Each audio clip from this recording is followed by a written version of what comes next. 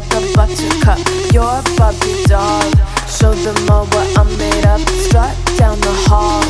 Won't stop till I get enough. All right, so we're diving into this Liverpool versus Manchester United match. At Anfield. At Anfield. Yeah. First home game of the year for Liverpool. Huge. Huge expectations. Absolutely. We've got a match report and player ratings from This is Anfield. Yep.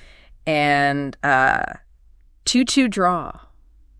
The Start to 2025, I think anybody was hoping for. No. Especially for Liverpool fans. Especially with a chance to solidify their lead at the top of the table. Yeah. They are a point clear now. Right. But still that feeling of what could have been has got to sting a little bit. For sure. Yeah. Well, let's get into some of the specifics here. Okay. Allison gets a 7 out of 10. Yeah. Which, on the surface He's all right. seems respectable. Okay. Yeah. But there are a couple goals that he's described as having no chance on. Right. So I'm curious, for a keeper of his caliber, what makes a goal truly unstoppable? Well, let's take Martinez's goal, for example. Sure. The report describes it as a perfectly placed shot into the top corner. Right. And that's not just hyperbole. Right. That's recognizing that even a world-class keeper like Allison can't defy physics. Yeah.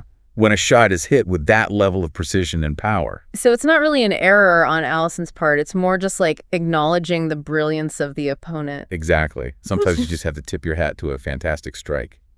All right, speaking of moments that make you want to hide your face. Oh, boy. Trent Alexander-Arnold is given a 4 out of 10. Woof. Not just a bad game described as a sloppy showing.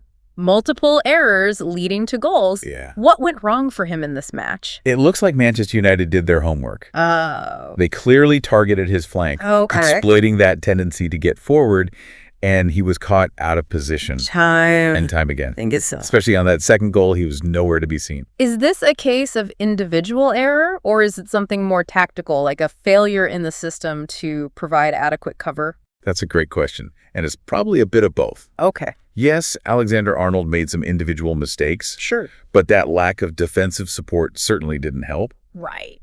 So Slot might need to rethink his approach, especially against teams with pacey wingers who can exploit those gaps. Interesting. All right, let's talk about a player coming back from injury. Okay.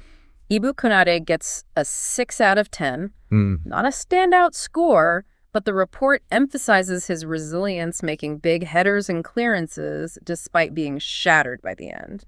This is a testament to his commitment and grit. Wow. To come back from injury and immediately put in that kind of shift. Yeah. Especially in such a high-stakes game shows real character. You can practically hear the exhaustion in the description. Absolutely. And it makes you wonder how much that impacted his overall performance. Yeah. Was he playing at full capacity or was he hampered by the injury? Next up, we've got the ever-reliable Virgil van Dijk with a 7 out of 10. Solid as always, but the report mentions him bellowing at teammates quite a bit. What do you make of that? That's definitely not typical Van Dijk behavior. Right. He's usually so composed. Yeah. It suggests a level of frustration perhaps with the team's overall performance, or maybe even some specific tactical decisions. So even Mr. Calm and Collected can get riled up when things aren't going to plan. Apparently so.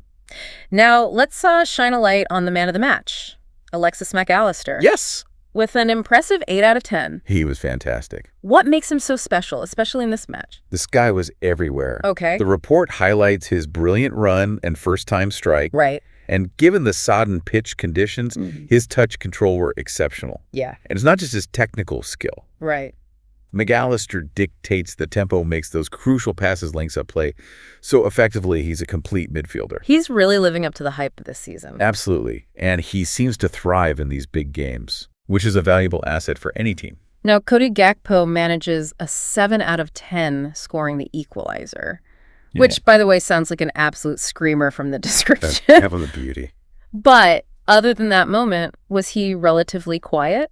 It seems so. Yeah. He had his flashes of brilliance, but wasn't consistently involved. Right. And that's something we're seeing more and more in modern football. Yeah. A player can have like a decisive impact with one moment of magic, but their overall contribution needs to be considered as well. For sure. And then there's Mo Salah also with a 7 out of 10, scores the penalty, Yep. but isn't as impactful as usual. Right.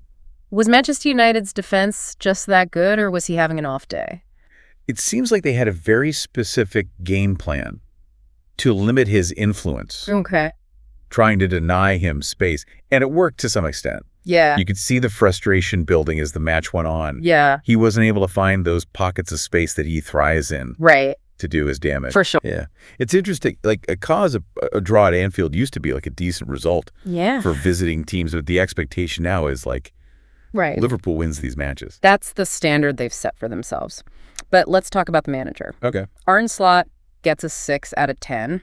Yeah. A bit harsh, maybe? Perhaps. But the report does highlight his post-match comments, where he expresses disappointment with the first half performance. Okay. He talks about the need for a big Anfield response, which they partially delivered, but then criticizes the lack of control even after taking the lead. Yeah. Seems like they couldn't capitalize on that momentum shift. And that observation he makes about needing to be way better, way earlier, especially against vulnerable teams, Yeah. that's telling, isn't it? Yeah. Is he suggesting deeper issues within the squad, lack of focus, killer instinct, maybe? It's hard to say for sure just from this match, Right. but it does raise some concerns. If they're struggling to put away supposedly vulnerable teams, what happens when they face the real heavyweights of the league? The report also mentions a few external factors that might have come into play. Right. The pitch was described as sodden. Yeah. How much of an impact can something like that actually have on a game at this level? You'd be surprised a wet, heavy pitch can completely change the dynamics. Really?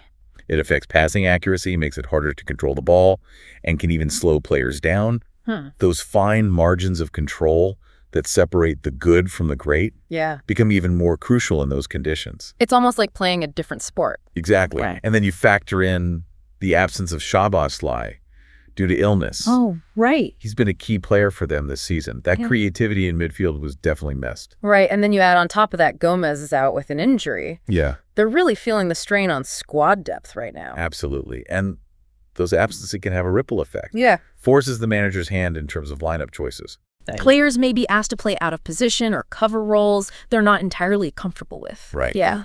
Speaking of absences, we need to talk about Darwin Núñez. Oh, yeah. Picks up a yellow card in this match, meaning he'll miss the next game. Right. How big of a blow is that for Liverpool? That's huge. Yeah. Núñez brings a unique dimension to their attack. Okay. Physical presence, his ability to hold up the ball and his nose for goal. Right. It's a significant loss. Yeah.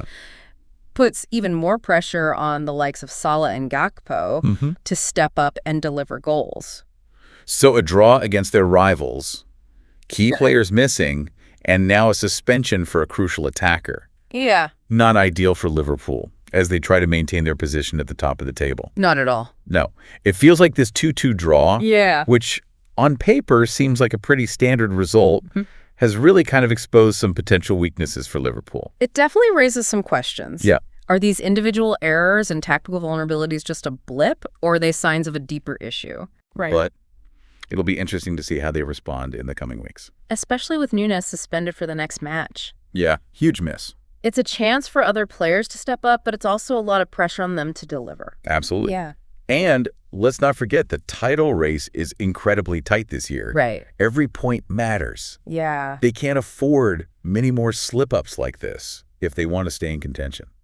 You know, it's fascinating to me that we went into this deep dive focusing on like a single match report Yeah. and some player ratings. Right. But it's opened up this whole discussion about Liverpool's form, their tactical approach, and the bigger picture of the Premier League title race. That's the beauty of a deep dive, isn't it? Yeah.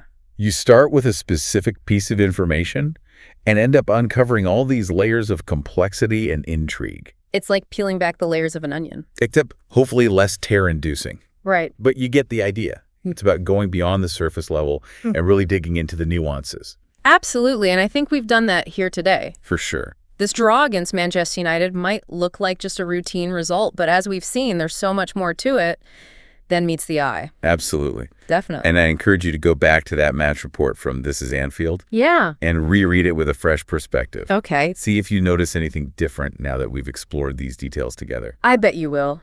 It just goes to show that even in a game as widely covered and analyzed as football, there's always something new to learn and new insights to uncover.